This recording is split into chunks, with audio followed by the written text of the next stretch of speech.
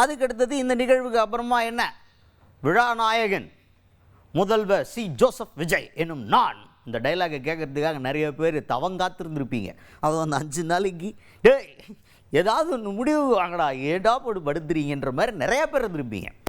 சரியா, இந்த ஆதரவு கிடச்சிருச்சு, இந்தா போயிட்டேன் ஆளுநர் வீட்டுக்கிட்ட அப்படின்னு போகும்போது அடையாறில் பார்த்தா திடீர்னு யூட்டேன், என்னடா ஏன்டா அப்படி பண்ணுறீங்க அப்படின்ற மாதிரி இருந்திருக்கோம். உங்களுக்கு மட்டும் இல்லை, சேம் ஃபீலிங் அப்படி தான் இருந்துச்சு. பார்த்துக்கிட்டே இருக்க வேண்டியதாக இருந்துச்சு.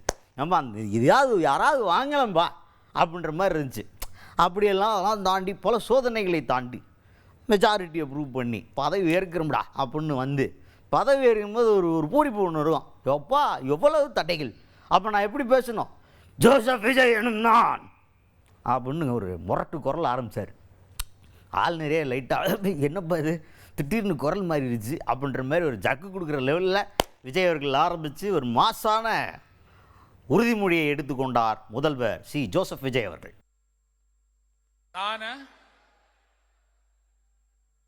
சி ஜோசப் விஜய் எனும் நான் சட்டப்படி அமைக்கப்பெற்ற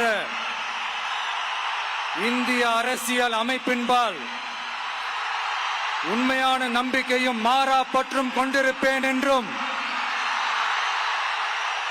இந்திய நாட்டின் ஒப்பில்லாத முழு முதல் ஆட்சியையும் ஒருமையையும் நிலை நிறுத்துவேன் என்றும் தமிழ்நாட்டு அரசின் முதலமைச்சராக உண்மையாகவும் உளச்சான்றின்படியும் என் கடமைகளை நிறைவேற்றுவேன் என்றும்